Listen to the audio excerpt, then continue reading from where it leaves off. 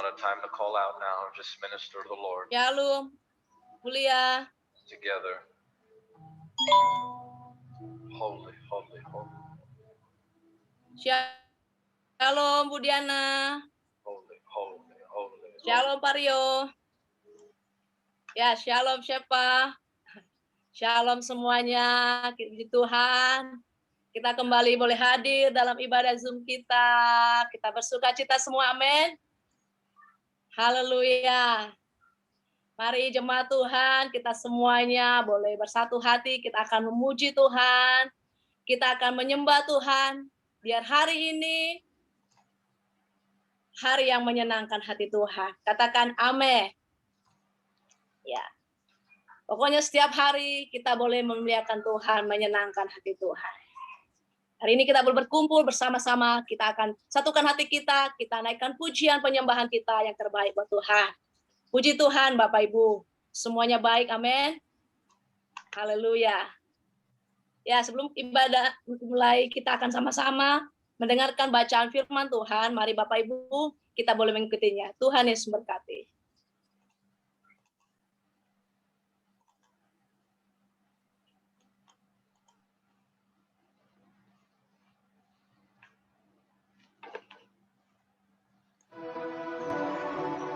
Orang yang duduk dalam lindungan yang maha tinggi dan bermalam dalam naungan yang maha kuasa akan berkata kepada Tuhan, tempat perlindunganku dan kubu pertahananku, Allahku yang kupercayai. Sungguh, dialah yang akan melepaskan engkau dari jerat penangkap burung, dari penyakit sampar yang busuk. Dengan kepaknya ia akan menudungi engkau. Di bawah sayapnya engkau akan berlindung. Kesetiaannya ialah perisai dan pagar tembok. Engkau tak usah takut terhadap kedahsyatan malam, terhadap panah yang terbang di waktu siang, terhadap penyakit sampar yang berjalan di dalam gelap, terhadap penyakit menular yang mengamuk di waktu petang. Walau 1000 orang rebah di sisimu, dan 10.000 di sebelah kananmu, tetapi itu tidak akan menimpamu. Engkau hanya menontonnya dengan matamu sendiri dan melihat pembalasan terhadap orang-orang fasik.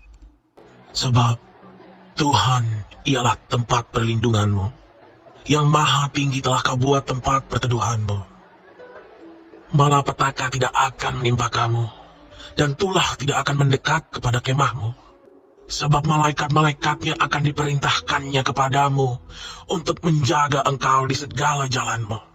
Mereka akan menatang engkau di atas tangannya, supaya kakimu jangan terantuk kepada batu. Singa dan ular tedung akan kau langkahi.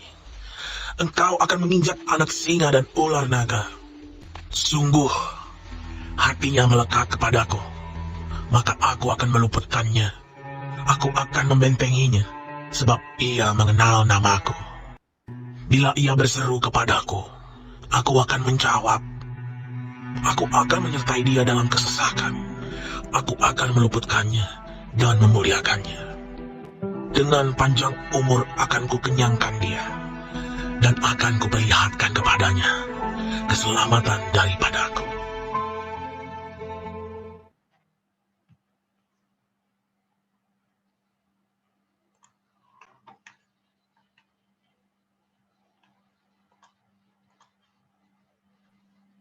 Boleh sama-sama katakan Bapak Ibu, amin. Siap firman Tuhan, ya dan amin. Puji Tuhan Bapak Ibu. Mari siapkan ke hati kita akan datang masuk dalam penyembahan.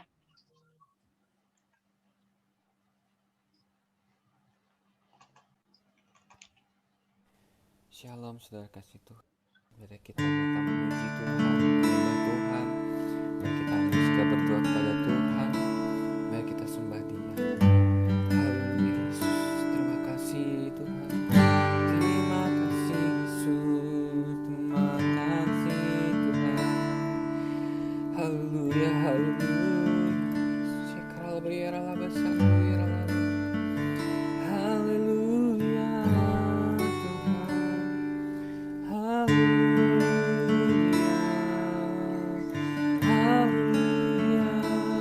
Haleluya.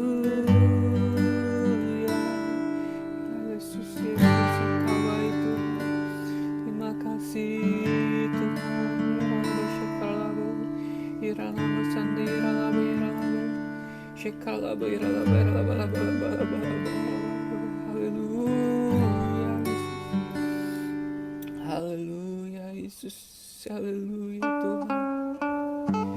Yesus, waktu yang terbaik adalah waktu bersamamu Tuhan.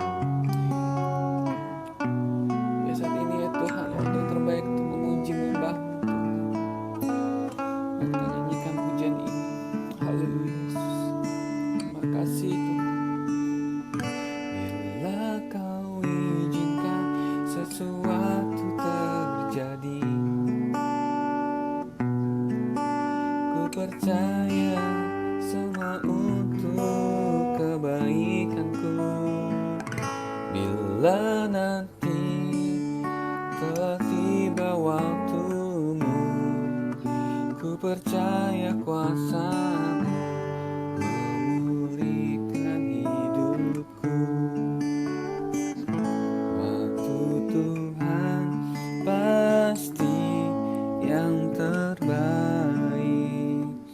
walau kadang tak mudah dimengerti. Lewati cobaan, ku tetap percaya waktu Tuhan pasti yang terbaik. Haleluya. Bila Kau izinkan sesuatu terjadi, ku percaya semua untuk kebaikanku. Bila nanti telah tiba waktumu, ku percaya kuasa-Mu memulihkan hidupku. Waktu Tuhan pasti yang terbaik, walau kadang tak mudah dimengerti. Lewati cobaan, ku tetap percaya waktu Tuhan pasti yang terbaik. Waktu Tuhan pasti yang terbaik, walau kadang tak mudah dimengerti.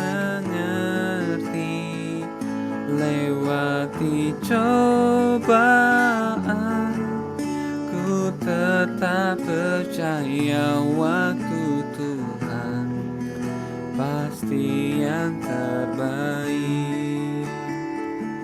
Lewati cobaan, ku tetap percaya waktu Tuhan pasti yang terbaik. Waktu Tuhan pasti yang terbaik. Terima kasih Tuhan. Haleluya Yesus. Haleluya. Terima kasih. Terima kasih. Kebaikan Tuhan. Syakalah baik. Terima kasih Tuhan.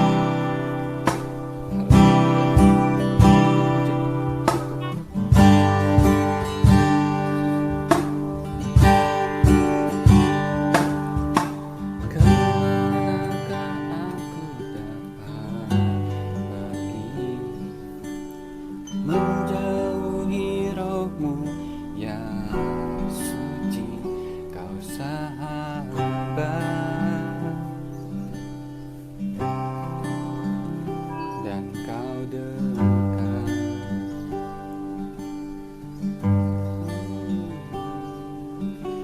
Bahkan seluruh pengabdianku tak bisa membalas kesetiaan-Mu, sungguh mulia.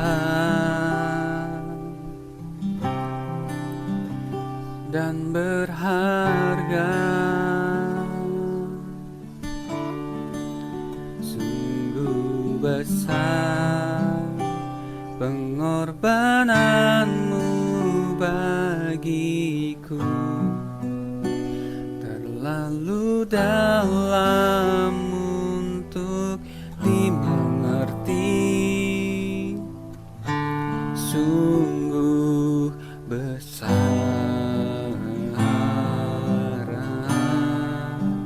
sungguh indah yang kau pikirkan tentangku, tak terselami bagiku. Sungguh indah. Haleluya. Kasih-Mu kemanakah aku dapat pergi,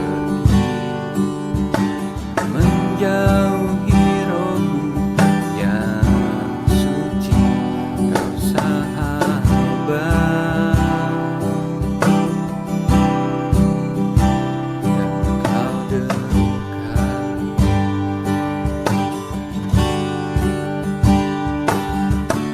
Bahkan seluruh bahkan hidupku bisa membalas kesetiaanmu. Sungguh indah dan berharga. Sungguh besar pengorbananmu bagiku, terlalu dalam untuk dimengerti. Sungguh besar,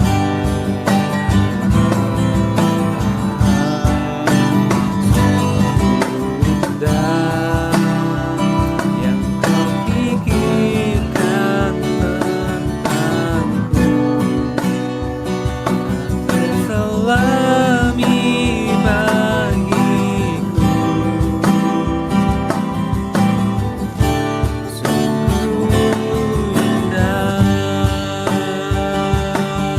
sungguh besar pengorbananmu bagiku, terlalu dalam untuk dimengerti. Sungguh besar,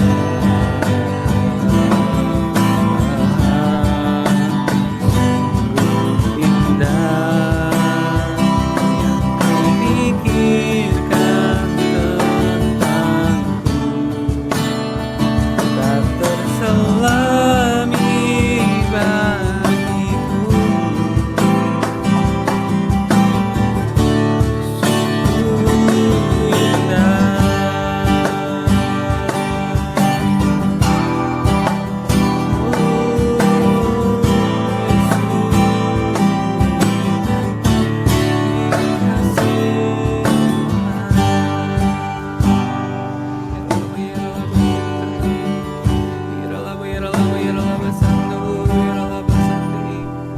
Terima kasih Tuhan Yesus.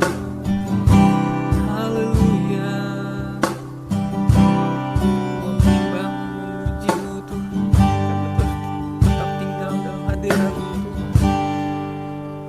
Saat ini kami mau saat teduhi Tuhan untuk doa syafaat.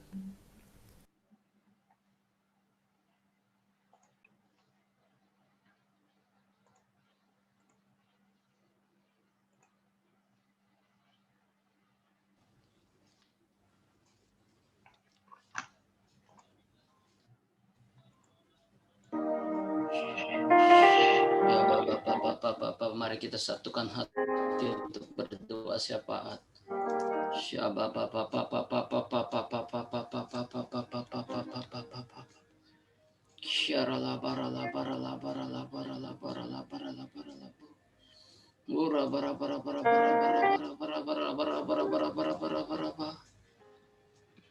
Kami bersyukur Tuhan, kami ada di dalam ibadah raya online ini.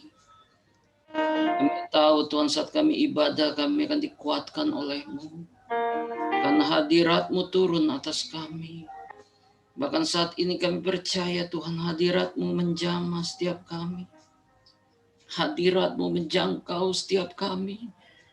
Menyembuhkan yang sakit, memulihkan yang menderita Tuhan. Terima kasih Tuhan kami ada dalam hadirat-Mu. Terima kasih Tuhan kami ada dalam kekuatan-Mu. Kami ada dalam naungan sayap-Mu di ibadah ini Tuhan. Kami boleh intim dengan Engkau. Terima kasih Tuhan Yesus. Terima kasih Tuhan Yesus. Ora batakarala barala barala barala barala barala barala barala barala bu. Syarala barala barala barala barala barala barala barala ba. Kami juga mau baru dalam doa Tuhan buat bangsa kami yang tercinta Indonesia dengan 17.400 pulau-pulau yang tersebar atas bangsa yang besar ini Tuhan. Kami melepaskan berkat-Mu Tuhan atas Indonesia. Damailah Indonesia kami, damailah Indonesia tercinta. Damailah negeri kami, sentosalah negeri kami. Dirahmatilah Indonesia, diberkatilah Indonesia oleh tangan Tuhan yang besar. Dimakmurkanlah Indonesia menjadi negara yang makmur, negara yang maju, negara yang sejahtera. Tuhan kami percaya Tuhan, kunjungan ilahi turun atas bangsa ini. Tuhan memagari Indonesia, Tuhan meluputkan Indonesia dari kesesakan, dari kesusahan yang besar. Tuhan dengan pasukan malaikat-Mu yang berpasuk-pasukan Tuhan mengawal, menjaga, menjadi barisan benteng keamanan bagi bangsa ini Tuhan. Sehingga bangsa ini selalu damai, sejahtera, aman, sentosa, diberkati, makmur ya Tuhan. Kami percaya Tuhan, pemerintah kami diberkati Tuhan. Pak Jokowi, Pak Ma'ruf Amin diberkati, dengan segenap jajarannya diberkati, diurapi Tuhan, diberi hikmat untuk menanggulangi Tuhan setiap permasalahan bangsa ini. Kami percaya Tuhan, melalui pemerintah kami Tuhan, Indonesia akan bebas dari COVID-19, Indonesia akan bebas dari krisis ekonomi. Tangan Tuhan ada atas Indonesia, gereja Tuhan bersatu hati Tuhan. Berdoa buat Indonesia, mencari wajah-Mu ya Tuhan. Dan Engkau Tuhan Yesus mencurahkan rahmat-Mu atas negeri ini Tuhan. Terima kasih Tuhan. Diberkatilah kota kami Jakarta Tuhan. Diberkatilah kota kami Jakarta. Menjadi seluruh penduduknya orang-orang yang benar. Orang-orang yang penuh cinta kasih Tuhan. Tuhan memberkati pemimpinnya Tuhan. Pak Anies beserta wakilnya Tuhan. Tuhan beri hikmat. Tuhan beri urapan, Tuhan beri kekuatan, Tuhan melindungi ya Tuhan. DKI Jakarta Tuhan, Tuhan yang membebaskan dari krisis ekonomi, dari penyakit sampar yang busuk. Tuhan bebaskan Jakarta ya Tuhan, seluruh penduduknya ada di dalam genggaman tangan-Mu Tuhan. Ada di dalam kasih-Mu ya Tuhan, ada di dalam pemeliharaan-Mu Tuhan. Berkati kota kami Tuhan. Selamatkan kota kami Indonesia Tuhan. Selamatkan Indonesia Tuhan. Selamatkan Indonesia Tuhan. Curahkan roh pertobatan Tuhan atas kota kami juga Jakarta. Juga atas Karet Kuningan daerah kami Tuhan. Rahmati Tuhan, berkati Tuhan. Daerah Karet Kuningan ini Tuhan. Lindungi penduduknya dari penyakit sampar, dari COVID Tuhan. Dari penyakit-penyakit yang lainnya Tuhan. Tuhan, berikan keamanan bagi daerah kami ini Tuhan, supaya aman, tentram, damai penduduknya Tuhan, sejahtera, diberkati Tuhan. Oh Tuhan, lawat Tuhan Karet Kuningan Tuhan, biar kunjungan ilahi Tuhan turun atas Karet Kuningan ya Tuhan. Berkati, lawati Tuhan, curah roh pertobatan Tuhan atas daerah kami ini ya Tuhan. Terima kasih Tuhan, biar seluruh penduduk Karet Kuningan Seluruh daerah Karet Kuningan menjadi daerah terlarang bagi iblis dan antek-anteknya, bagi COVID-19 ya Tuhan. Karena pagar perlindungan Tuhan turun atas Karet Kuningan, turun atas daerah ini ya Tuhan. Terima kasih ya Tuhan. Kami juga bawa dalam doa untuk pemimpin-pemimpin rohani kami yang Kau sudah pilih, ditetapkan. Untuk gembala sidang kami, Tuhan hamba-Mu Bapak Pendeta Dr. Insinyur Niko Nyoto Raharjo beserta keempat wakil gembala sidang kami. Tuhan, Kau mengurapi hamba-hamba-Mu dengan kuat kuasa-Mu yang maha dahsyat Tuhan. Kau yang memakai hamba-hamba-Mu Tuhan Yesus untuk menjadi messenger Pentakosta yang ketiga ya Tuhan. Untuk melepaskan Tuhan berkat Allah ya Tuhan atas negeri ini Tuhan. Atas bangsa-bangsa ya Tuhan. Engkau memakai Tuhan lidah bibir yang Kau pakai hamba-Mu Tuhan untuk menyuarakan suara-Mu ya Tuhan. Engkau yang menggenapinya, Engkau yang meneguhkannya dengan tanda heran dan mujizat yang dahsyat ya Tuhan. Kau berikan kekuatan, Kau berikan damai sukacita untuk gembala sidang kami Tuhan. Dan hamba-hamba-Mu ya Tuhan. Engkau urapi dengan pengurapan yang baru. Kau tuntun umat-Mu yang besar ini Tuhan. Di dalam kehendak-Mu Tuhan. Tuhan berikan tuntunan-Mu Tuhan kepada hamba-Mu gembala sidang kami Tuhan. Yang jelas, yang detail ya Tuhan. Untuk menuntun umat-Mu masuk di dalam kemuliaan-Mu yang besar. Masuk dalam penuhan jiwa yang terbesar yang terakhir ya Tuhan. Masuk di dalam pengangkatan. Juga untuk rayon kami Bapak Pendeta James Sela Pranota beserta kedua wakilnya Tuhan Kau mengurapi dengan kuat kuasa dan memimpin rayon satu Tuhan masuk di dalam kemenangan demi kemenangan, kemenangan demi kemenangan, kemuliaan demi kemuliaan ya Tuhan, masuk dalam penuaian, masuk dalam tuaian yang besar ya Tuhan.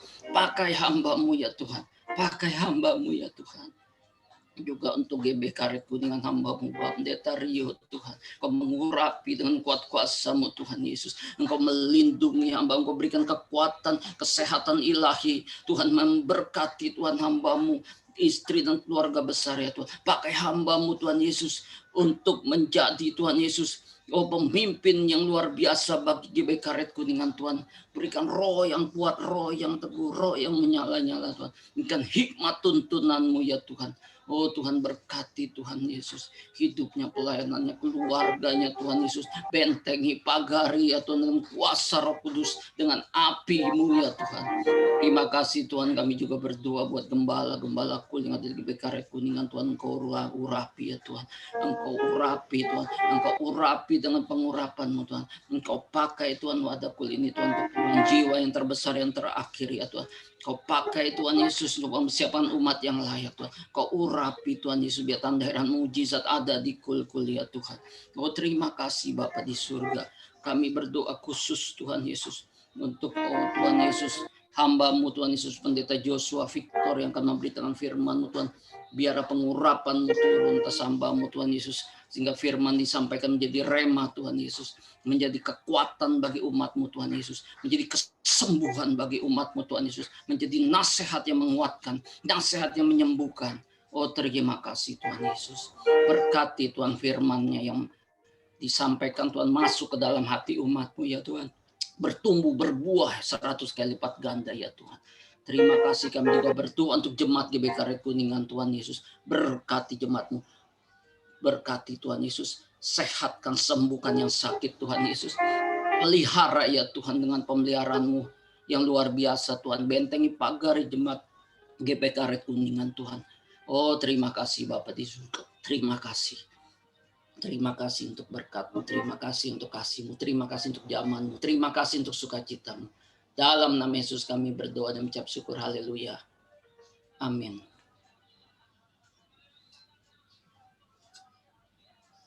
Haleluya, katakan haleluya. Kita akan bersorak-sorai buat Tuhan kita lebih lagi. Katakan, wow. Puji Tuhan, mari bersukacita dalam Tuhan.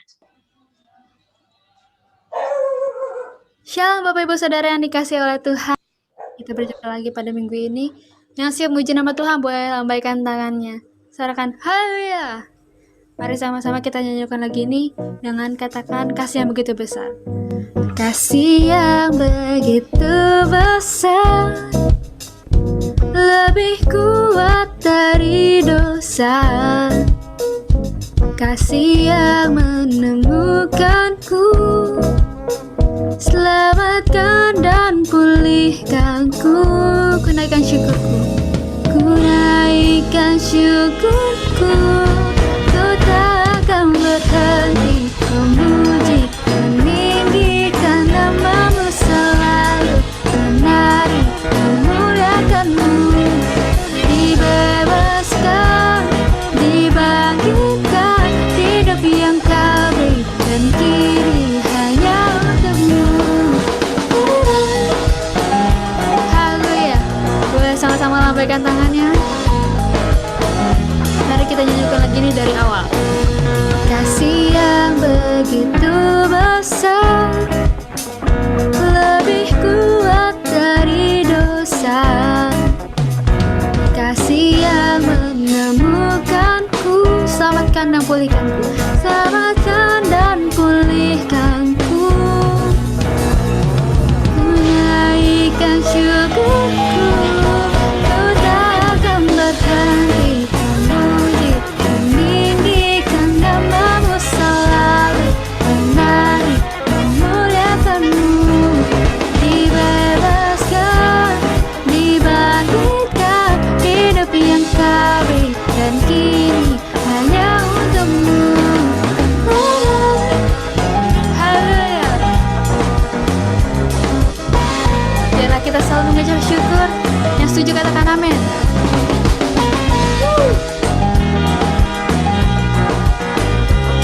Mari sama-sama katakan menaikkan syukur. Menaikkan syukurku. Sekali lagi. Ku naikkan syukurku.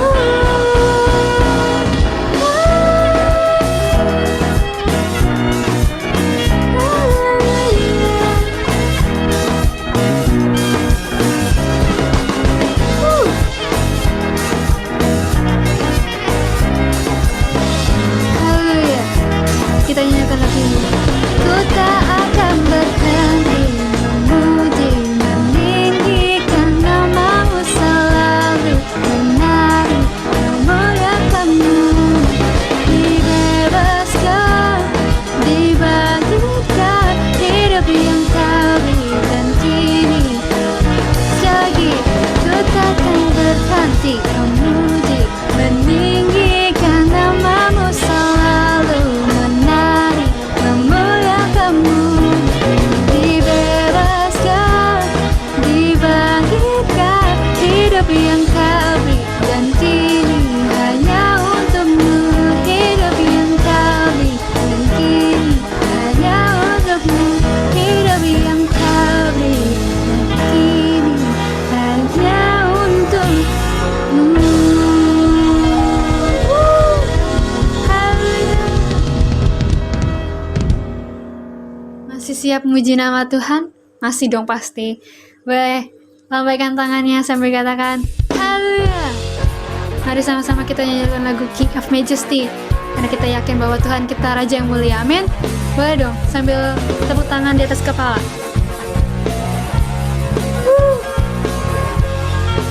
Haleluya. Katakan you know that.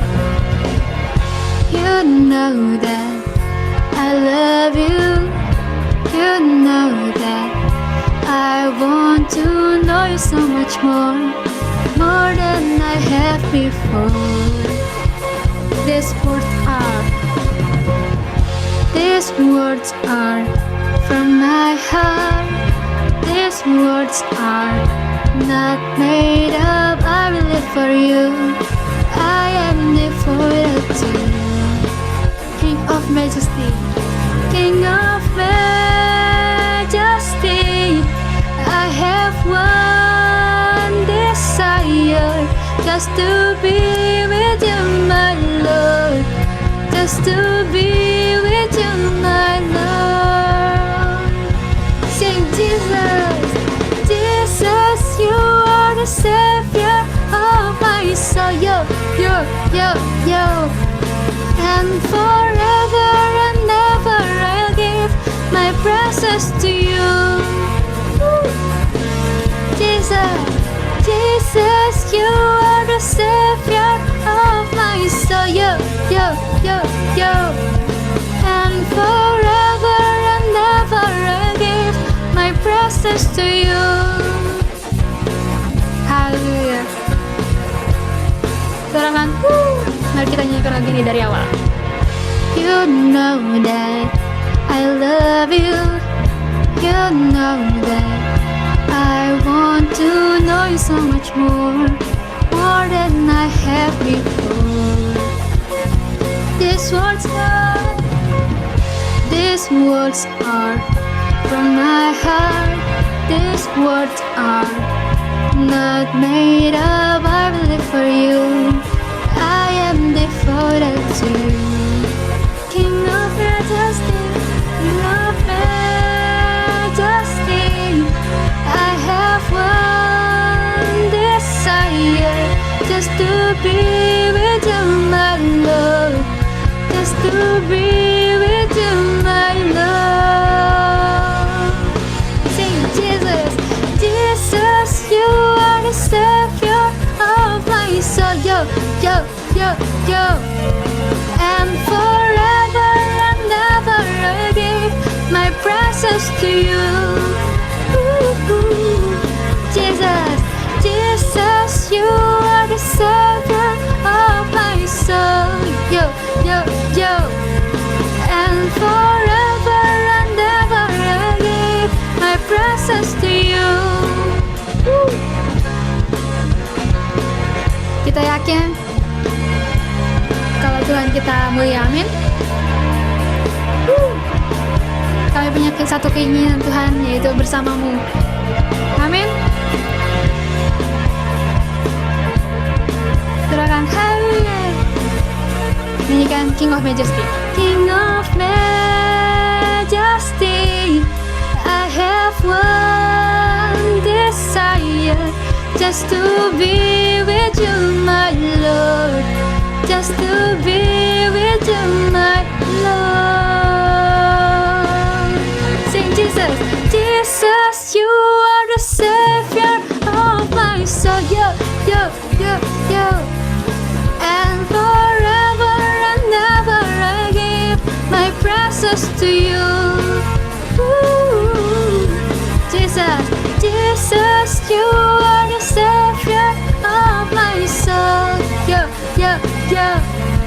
And forever and ever I give my praises to you. And forever and ever I give my praises to you. And forever and ever I give my praises to you. Hallelujah.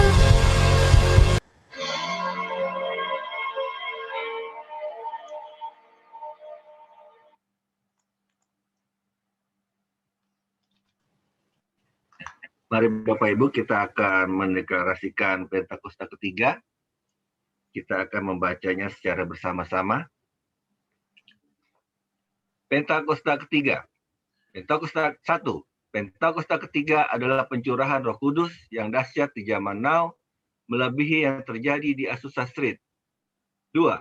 Pentakosta ketiga akan mengakibatkan penuaian jiwa yang terbesar dan yang terakhir sebelum Tuhan Yesus datang kembali. 3. Pentakosta ketiga akan membangkitkan generasi Yeremia, yaitu anak-anak muda yang dipenuhi Roh Kudus, cinta mati-matian kepada Tuhan Yesus, tidak kompromi terhadap dosa, dan akan bergerak untuk memenangkan jiwa. 4.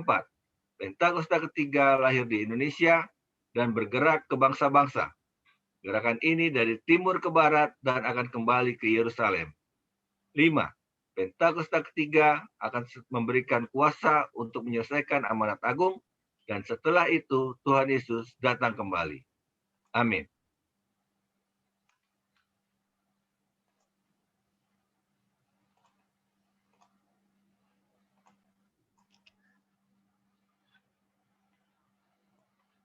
Shalom semua. Di tahun integritas ini, kita perlu belajar untuk memiliki kemurnian atau kesucian hati. Di dalam Mazmur 24 ayat 4, salah satu pengertian integritas adalah bersih tangan dan murni hati, yang artinya tidak adanya motivasi yang salah di dalam orang tersebut, alias bersih. Dan jika kita ingin belajar tentang kemurnian atau kesucian hati, kita harus belajar dari ahlinya, yaitu Tuhan Yesus, the man of integrity. Ada ungkapan yang mengatakan, jika kita ingin belajar, belajarlah dari ahlinya. Artinya, kita harus totalitas dalam belajar dan belajar dari mereka yang tidak hanya menguasai teori, tetapi juga telah mempraktekkan dan menghidupi yang diajarkannya. Sehingga dapat dikatakan bahwa Yesus adalah guru agung dan teladan kita dalam hal kesucian hati. Mari kita belajar bersama beberapa teladan dari kehidupan Yesus mengenai kesucian hati. Yang pertama, Yesus tidak memiliki motivasi yang salah. Di dalam Matius 4 ayat 1-11, Yesus membuktikan dirinya bukan melalui kehebatan pelayanan, tetapi dari ketaatan, firman, dan perintah Tuhan saja.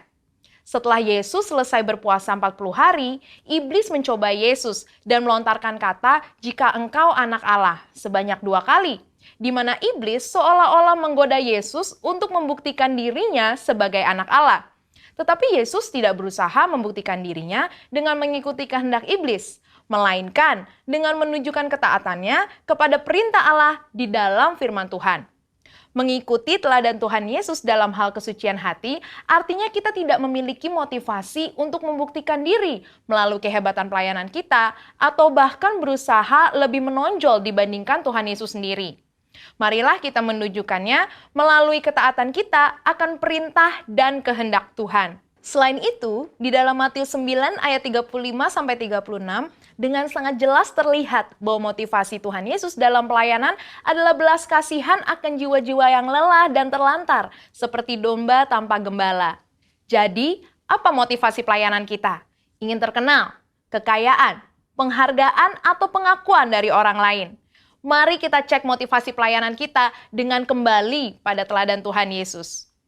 Kita juga dapat belajar dalam Matius 10 ayat 7-8, di mana Yesus memperingatkan bahwa kamu telah memperolehnya dengan cuma-cuma. Karena itu, berikanlah pula dengan cuma-cuma. Murid-murid Yesus diperingatkan untuk tidak mencari keuntungan dari kuasa yang mereka miliki untuk mengadakan berbagai mujizat. Semuanya harus dilakukan cuma-cuma untuk menunjukkan sifat Injil Kerajaan, yaitu anugerah yang diberikan secara cuma-cuma. Kita tahu bahwa perbuatan baik Kristus untuk kita adalah cuma-cuma, sehingga seharusnya kita juga berbuat baik kepada orang lain dengan cuma-cuma. Selanjutnya, teladan Yesus yang kedua dalam hal kesucian hati adalah fakta bahwa Yesus tidak mencari pujian bagi diri sendiri. Salah satu bagian dari khotbah Tuhan Yesus di bukit dalam Matius 6 ayat 1-7, ia mengajarkan tentang hal memberi sedekah dan berdoa. Yesus mengingatkan supaya sedekah, doa, dan ibadah kita cukup Bapa kita di surga saja yang mengetahuinya. Ajaran Yesus ini sangat kontras dengan yang biasa dilakukan orang-orang munafik yang melakukan hal-hal tersebut supaya dilihat dan dipuji orang lain. Hal yang menarik juga dapat ditemukan dalam Matius 9 ayat 30-31. Saat Yesus berkata, "Jagalah supaya jangan seorang pun mengetahui hal ini." Di situ Yesus berpesan dengan sangat jelas kepada mereka yang telah disembuhkan untuk tidak mempromosikan dirinya. Tapi karena apa yang mereka alami menimbulkan sukacita dan rasa syukur yang berlimpah, seketika masyhurlah nama Tuhan Yesus di seluruh daerah itu. Hal ini mengingatkan kita bahwa promosi dan pujian tidak perlu dicari. Janganlah pelayanan yang kita lakukan adalah demi mengejar pujian dari mereka yang kita layani. Kita juga dapat belajar bahwa pengagungan dan penghormatan datangnya dari orang lain, bukan diri sendiri. Dalam Matius 17 ayat 9, Petrus, Yakobus, dan Yohanes menjadi saksi keistimewaan pribadi Yesus. Ketika Yesus dimuliakan, bahkan dikunjungi oleh Musa dan Elia. Yesus bisa saja menyuruh ketiganya memberitakan peristiwa tersebut kepada orang-orang Yahudi dan ahli Taurat sebagai legitimasi berita kerajaan Allah yang Yesus sampaikan sebelum ia wafat. Sehingga dirinya dipuji dan memperkecil penolakan para ahli Taurat. Tetapi Yesus tidak melakukannya. Teladan Tuhan Yesus yang ketiga dalam hal mengampuni kesalahan dan dosa. Di dalam Alkitab, Tuhan Yesus mengajarkan tentang kasih, di mana salah satu implementasinya adalah dalam hal pengampunan. Matius 5 ayat 38-48 mengajarkan agar kita jangan melawan orang yang berbuat jahat kepada kita, serta memberikan lebih dari apa yang dituntut oleh orang lain. Mau memberikan pinjaman, bahkan mendoakan mereka yang menganiaya. Dengan jelas Yesus mengajarkan kita untuk mengampuni tanpa batas. Semua hal ini telah dijalani Tuhan Yesus dan menjadi praktek hidup bagi kita. Ia melalui segalanya, mulai dari vonis hukuman tanpa bukti, penghinaan dan aniaya, sampai pada puncaknya yaitu penyalipan. Namun walaupun demikian, kita tahu di dalam Lukas 23 ayat 34, Tuhan Yesus tetap berkata, "Ya Bapa, ampunilah mereka, sebab mereka tidak tahu apa yang mereka perbuat." Mengampuni kesalahan orang-orang yang bersalah kepada kita akan membuat kita senantiasa memelihara kesucian hati. Dan di tahun 2021 ini, marilah kita ikuti teladan Tuhan Yesus sebagai the man of integrity dalam hal kemurnian atau kesucian hati, dengan memiliki motivasi yang benar, tidak mencari pujian bagi diri sendiri, dan mengampuni orang yang bersalah kepada kita. Saudara, untuk penjelasan lebih lengkapnya dari tim teologi kami, jangan lupa buka link yang ada di atas atau scan QR Code yang tersedia. Salam integritas. Tuhan Yesus memberkati. Maranatha.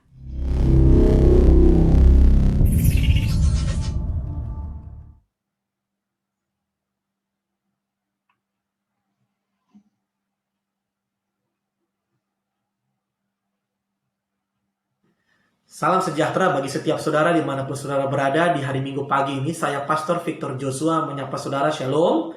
Puji nama Tuhan, saya percaya saudara baik-baik saja dan saudara tetap dalam perlindungan Tuhan.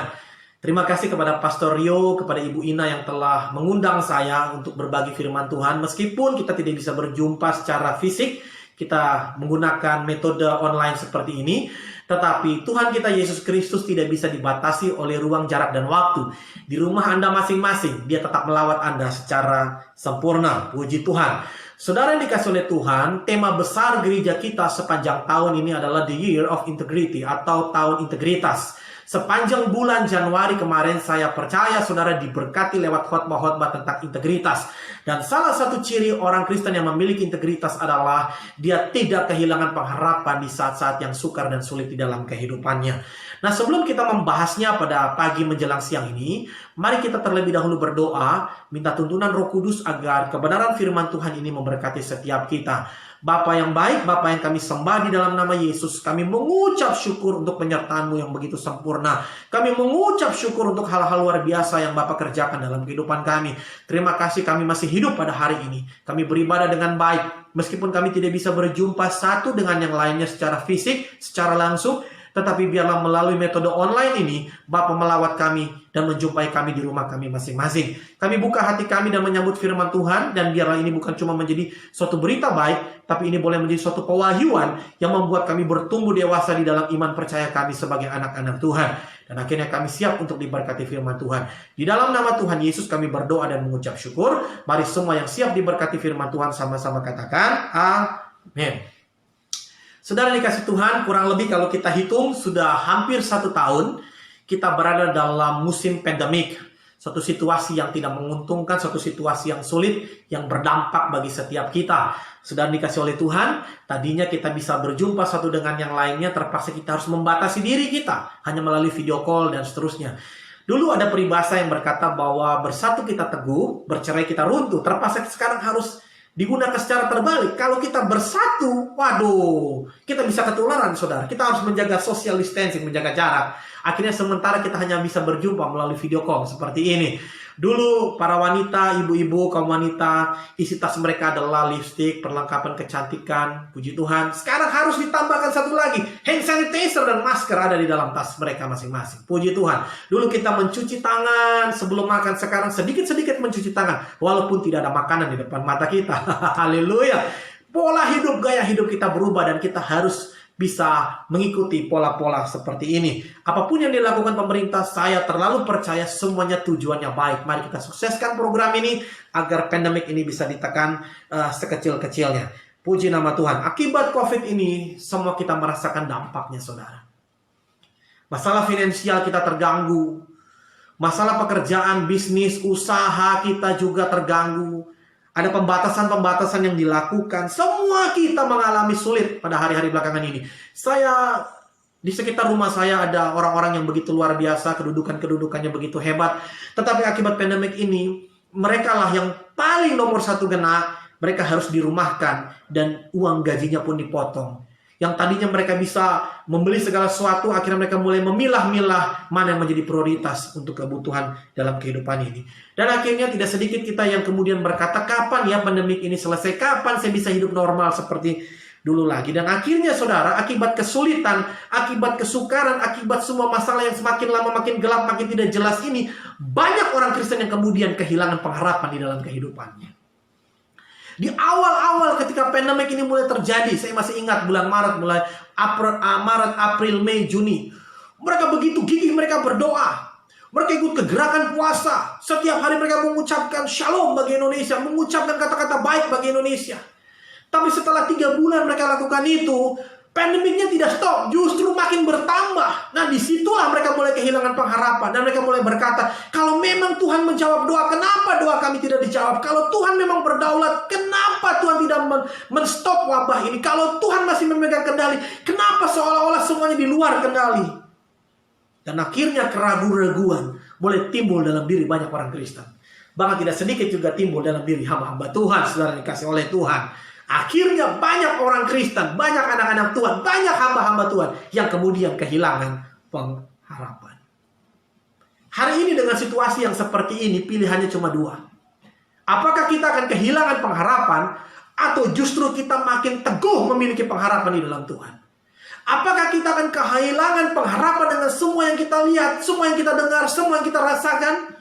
Atau justru makin teguh memiliki pengharapan meskipun kita tidak mengerti kapan selesainya pandemik ini? Sudah dikasih Tuhan, ada sebuah peristiwa yang saya ingin bagikan buat saudara.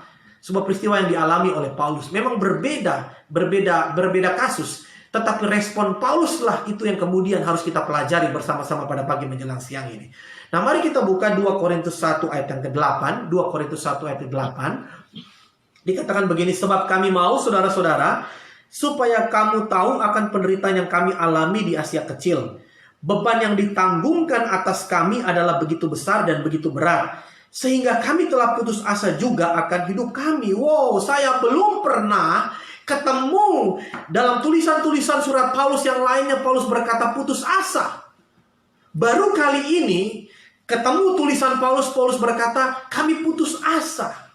Kenapa Paulus putus asa? Karena tadi dikatakan dirinya mengalami penderitaan, beban yang terlalu besar dan berat. Nah, penderitaan, beban yang terlalu besar dan berat ini apa? Maksudnya apa, Pak? Sehingga kami bisa mengerti apa yang dialami oleh Paulus. Memang secara detail, Alkitab tidak menuliskan apa yang dialami oleh Paulus. Tetapi saudara membaca literasi dari kehidupan Paulus, beberapa penafsir menyimpulkan bahwa itu adalah serangan-serangan fitnah dan hoaks yang dilancarkan oleh para penentang dan pembenci Paulus terhadap diri Paulus. Eksistensi Paulus mulai diserang. Mereka mulai berkata, jangan percaya Paulus, jangan percaya apa yang diberitakannya. Dia itu penganiaya jemaat. Dulu dia adalah pembunuh dari orang percaya. Nah, akibat serangan-serangan seperti ini menimbulkan pekerjaan Tuhan di dalam diri Paulus mulai terhambat. Muncul keraguan-raguan di dalam diri jemaat di kota Korintus untuk mempercayai Paulus. Nah, ini suatu hal yang biasa terjadi dalam kehidupan kita. Ada orang yang dulunya mungkin jahat, hidupnya mungkin bergelimang dengan kejahatan. Lalu ketika dia bertobat dari pakai Tuhan, ada banyak orang yang kemudian sirik dan berkata, jangan dengerin dia. Dia tuh masa lalunya begini. Come on, stop untuk melakukan hal-hal tersebut. Ketika Tuhan mengampuni, apa hak kita untuk mengungkit-ungkit kembali? Ketika Tuhan sudah memilih dia, memanggil dia, meskipun masa lalunya buruk, apa hak kita untuk kemudian mengingat-ingat kembali? Tuhan saja melupakan, masa manusia mengingat-ingat, saudara. Puji Tuhan. Nah, para penafsir menyimpulkan seperti itu, bahwa apa yang dialami oleh Paulus, yang dikatakan penderitaan, beban yang terlalu besar dan berat yang membuat dia putus asa, adalah satu situasi di mana para penentang, para pembenci menyerang eksistensi kehidupan dari Paulus. Sehingga pekerjaan Tuhan di dalam diri Paulus menjadi terhambat. Orang mulai meragukan Paulus. Akhirnya nama baiknya mulai rusak. Secara psikologi, saudara, diri Paulus menderita. Sehingga akhirnya dia berkata, kami pun putus asa. Ayat 9. Bahkan kami merasa seolah-olah kami telah dijatuhi hukuman mati. Tetapi hal itu terjadi supaya kami jangan menaruh kepercayaan pada diri kami sendiri, tapi hanya kepada Allah yang membangkitkan orang-orang mati.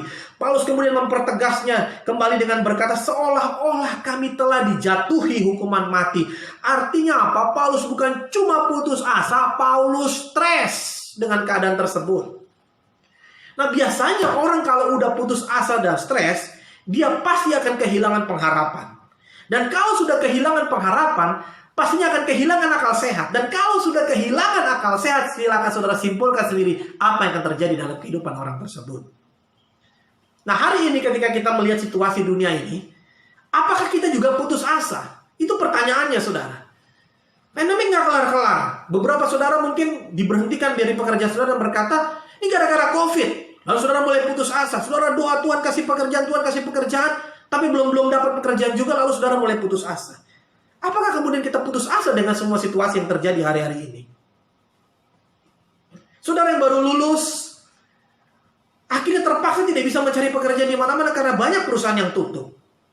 Saudara baru dapat ide-ide untuk melakukan sesuatu, terpaksa harus ditunda dulu. Kenapa? Karena ada pembatasan-pembatasan yang dilakukan oleh pemerintah untuk menekan angka COVID ini. Kita baru berbicara tentang visi gereja tahun 2021. Di tahun 2020 ketika pandemik baru terjadi, kita percaya bahwa tahun 2021 akan berhenti, akan selesai. Lalu kita berbicara tahun 2021 visi gereja kita, visi pelayanan kita, visi ministry kita akan seperti ini. Terpaksa kita harus tunda dulu semuanya itu. Apakah dengan semuanya itu kita akan putus asa? Dengan semua kesulitan, dengan semua ketidakjelasan yang terjadi di luar sana, apakah membuat kita putus asa? Mari kita lihat respon Paulus. Tadi Paulus berkata dia putus asa. Paulus stres dengan semua keadaannya. Ayat 10. Dari kematian yang begitu ngeri, ia telah dan akan menyelamatkan kami. Kepadanya kami menaruh pengharapan kami bahwa ia akan menyelamatkan kami lagi. Wow, lihat respon Paulus. Tadinya dia berkata dia putus asa.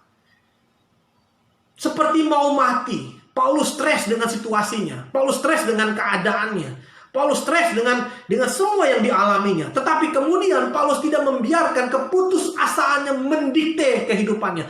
Paulus tidak membiarkan dirinya berlarut-larut berada dalam keputusasaan tadi. Sampai 3 kali Paulus berkata, menyelamatkan. Saya baca sekali lagi saudara. Ayat 10 dari 2 Korintus 1. Dari kematian yang begitu ngeri, ia telah dan akan menyelamatkan kami. Kepadanya kami menaruh pengharapan kami bahwa ia akan menyelamatkan kami lagi. Ada 3 kali kata menyelamatkan. Ia telah menyelamatkan, ia akan menyelamatkan, ia akan menyelamatkan lagi. Atau dalam versi King James bahasa Inggris dikatakan begini, deliver us, past tense, sesuatu yang pernah terjadi. Deliver us, present tense, sesuatu yang sedang terjadi. Still deliver us, future, sesuatu yang pasti akan terjadi lagi di masa depan. Artinya Paulus mau bilang begini, Tuhan Yesus yang pernah menolong hidupnya dulu akan menolongnya lagi sekarang ketika dia menghadapi kesulitan tersebut. Dan Tuhan Yesus yang sama pasti juga akan menolongnya di kemudian hari ketika dia menghadapi masalah lagi.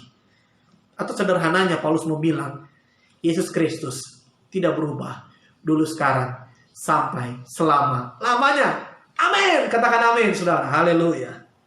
Ada satu keyakinan dalam diri Paulus bahwa sekalipun berat, sulit, tidak jelas, Tuhan Yesus tetaplah Tuhan yang akan menolong kehidupannya. Dan inilah yang saya beri nama pengharapan.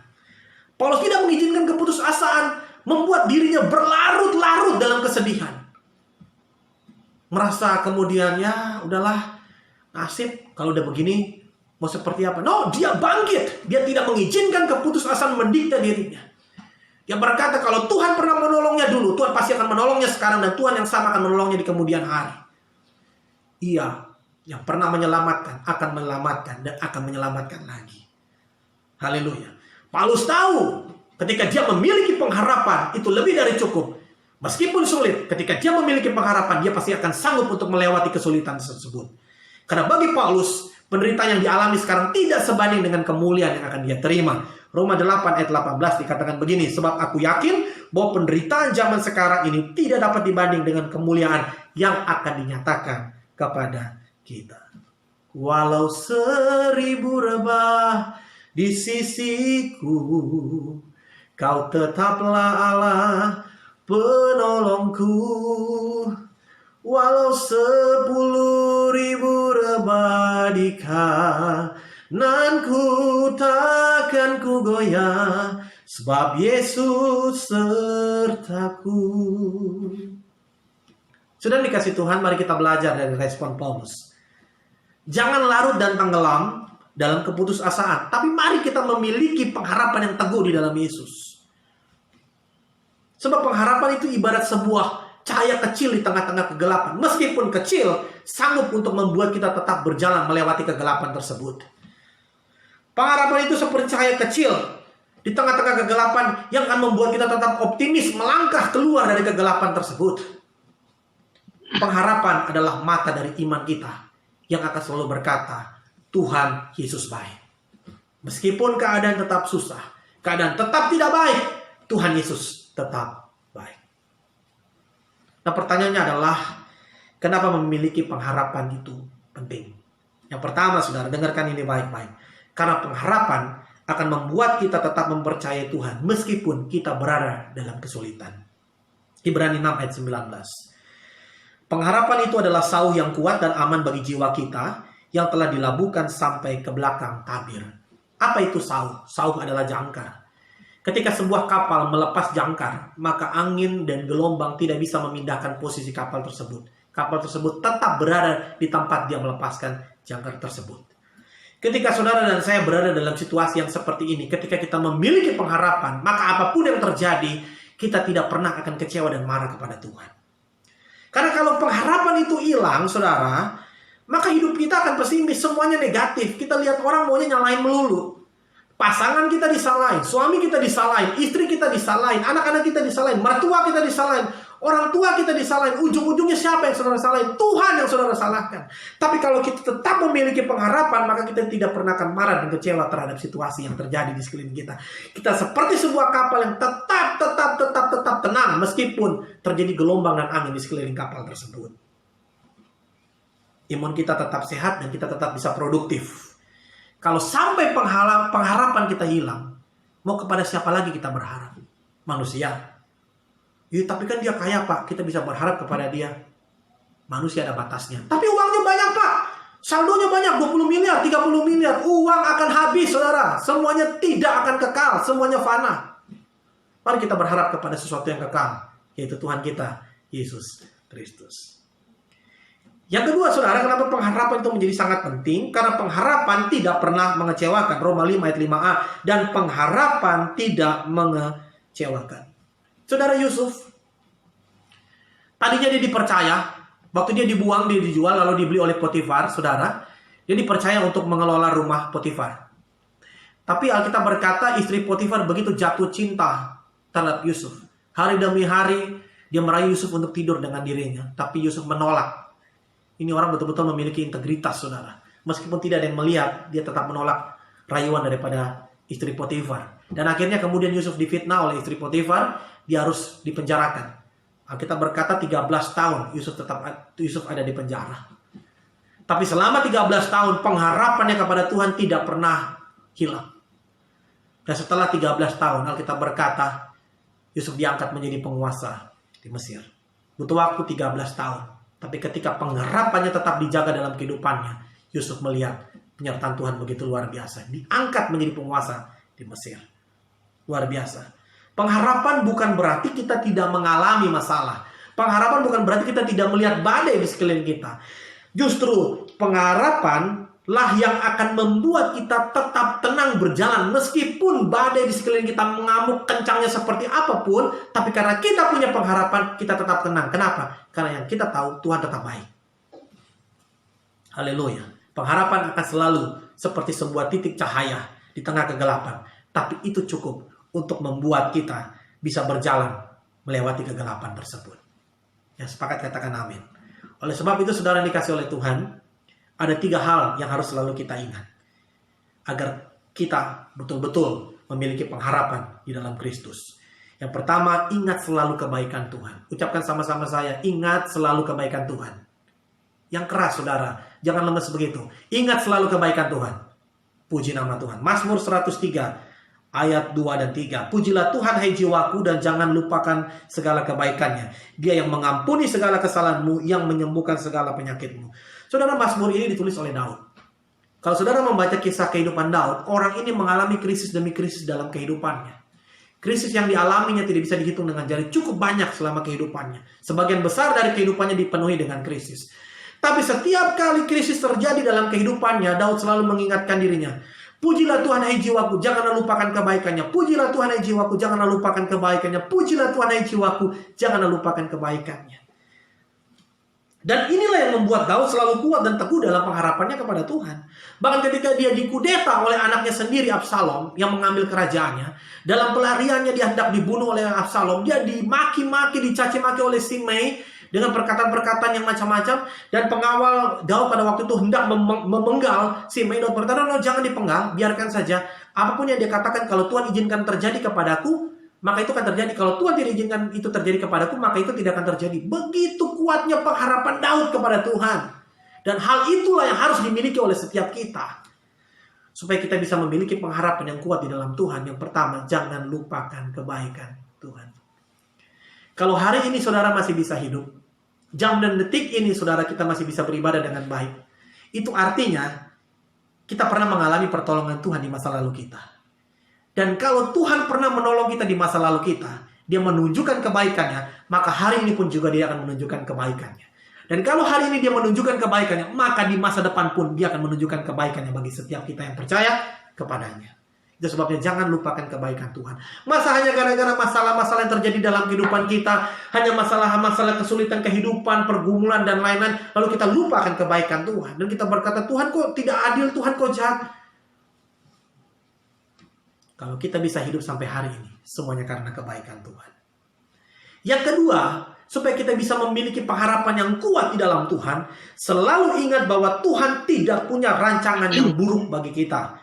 Yeremia 29 ayat 11. Sebab aku ini mengetahui rancangan-rancangan apa yang ada padaku mengenai kamu. Demikianlah firman Tuhan, yaitu rancangan damai sejahtera dan bukan rancangan kecelakaan. Untuk apa? Memberikan kepadamu hari depan yang penuh dengan harapan. Tapi Pak, kalau memang Tuhan punya rancangan yang baik, kenapa saya harus mengalami ini? Kalau Tuhan memang punya rancangan yang baik, kenapa kok keluargaku meninggal karena COVID? Kalau Tuhan punya rancangan yang baik, kenapa usahaku harus tutup karena COVID? Kalau Tuhan punya rancangan baik, kenapa?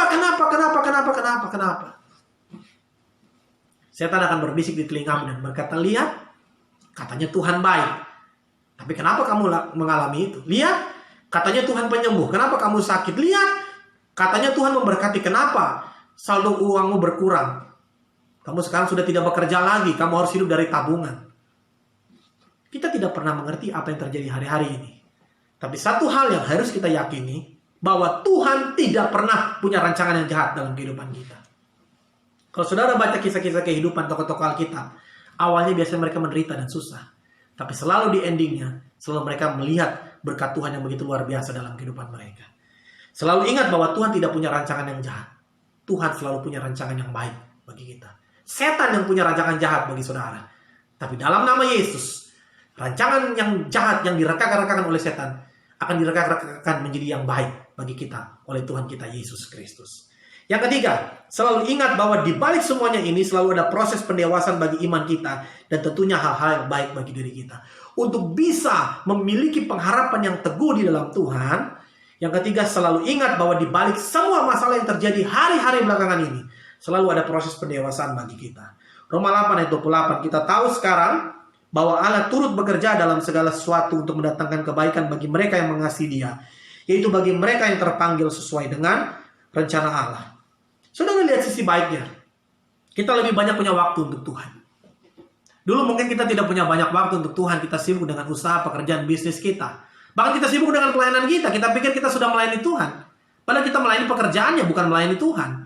Tapi sekarang dengan situasi seperti ini, kita lebih banyak waktu dengan Tuhan. Kita bisa duduk diam. Kapanpun kita mau duduk diam, kita duduk diam di bawah kaki Tuhan. Kita mulai punya waktu untuk keluarga. Tadinya sibuk keluar negeri, keluar kota, dengan setiap usaha kita, dengan setiap pelayanan kita. Tapi karena masalah seperti ini, kita kita punya banyak waktu bersama-sama dengan keluarga kita. Yang tadinya kita begitu hedonisme, belanja karena uang kita banyak, sekarang kita mulai pilih-pilih mana yang jadi prioritas. Ini kebutuhan bukan? Kalau bukan jangan. Di balik semuanya ini selalu ada proses pendewasaan bagi iman kita dan tentunya hal-hal baik bagi kita. Jadi yang pertama tadi saudara dikasih oleh Tuhan untuk bisa memiliki pengharapan yang teguh kepada Tuhan. Yang pertama, ingat selalu kebaikan Tuhan. Ingat selalu kebaikan Tuhan. Ucapkan sama-sama saya, ingat selalu kebaikan Tuhan. Puji Tuhan. Yang kedua, untuk bisa memiliki pengharapan yang teguh di dalam Tuhan. Yang kedua, ingat selalu bahwa Tuhan tidak punya rancangan yang buruk bagi kita. Ucapkan sama-sama saya, Tuhan tidak punya rancangan yang buruk bagi saya. Puji Tuhan. Yang ketiga, untuk bisa memiliki pengharapan yang teguh di dalam Tuhan, selalu ingat bahwa di balik semuanya ini selalu ada proses pendewasaan bagi iman kita dan tentunya hal-hal baik bagi diri kita. Nah, mari kita belajar dari respon Paulus. Sebagai manusia biasa dia juga putus asa, tetapi dia tidak membiarkan keputusasaannya mempengaruhi kehidupannya. Dia meletakkan pengharapannya di tangan Tuhan.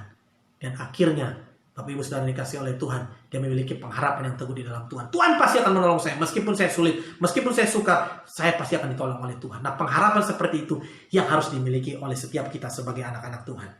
Itu sebabnya jangan letakkan pengharapan saudara kepada uang, kepada materi, kepada semua benda-benda yang Anda miliki. Karena begitu semuanya hilang, Anda akan stres. Tapi letakkan pengharapan saudara hanya pada Tuhan. Nah, mari jemaat Tuhan, GBI Prasada Mansion, jangan sampai kita kehilangan pengharapan. Tetap miliki pengharapan yang teguh kepada Yesus, meskipun kita tidak tahu sampai kapan pandemik ini selesai. Meskipun di luar sana seolah-olah tidak terkendali, tapi dengar baik, segala sesuatu yang terjadi di luar sana tetap ada di bawah kendalinya Tuhan. Hari ini Tuhan kita Yesus Kristus masih duduk di atas tahtanya. Dia mengendalikan alam semesta. Dia mengendalikan apa yang terjadi di muka bumi ini.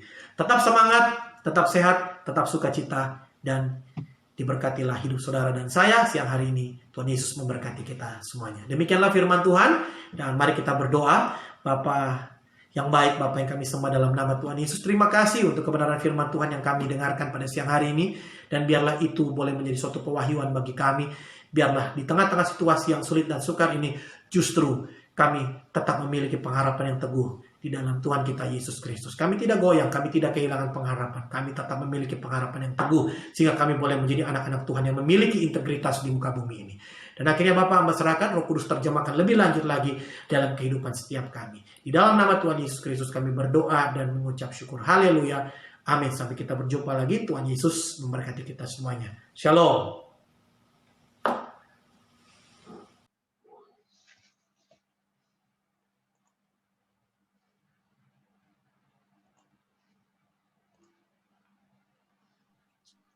Puji Tuhan, Bapak Ibu, kita sudah mendengarkan firman Tuhan, semua kita diberkati, amin. Haleluya. Ya, mari jemaat Tuhan, sebentar kita akan mendengarkan pengumuman.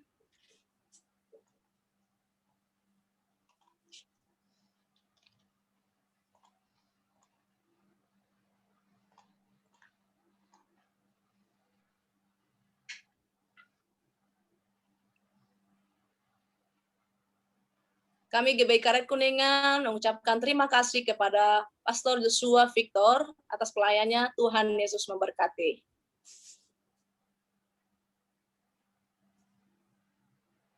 Berikutnya, minggu depan tanggal 21 Februari 2021, kita akan mengadakan ibadah raya GBI Karet Kuningan yang akan dilakukan secara online via aplikasi Zoom dengan ID dan password di bawah berikut. Mari Bapak Ibu, ajak keluarga, saudara, tetangga, dan teman-teman kita untuk bersama-sama dalam ibadah online kita untuk memuliakan Tuhan. Berikutnya, persembahan syukur dan perpuluhan dapat ditransfer ke rekening Permata GBI Karet Kuningan dengan nomor berikut. Bagi yang sudah memberi, harap menyertakan bukti transfer, foto, struk jika lewat ATM atau screenshot jika lewat m-banking.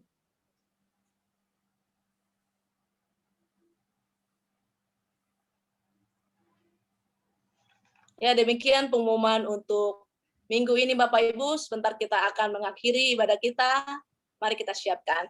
Tuhan Yesus berkati.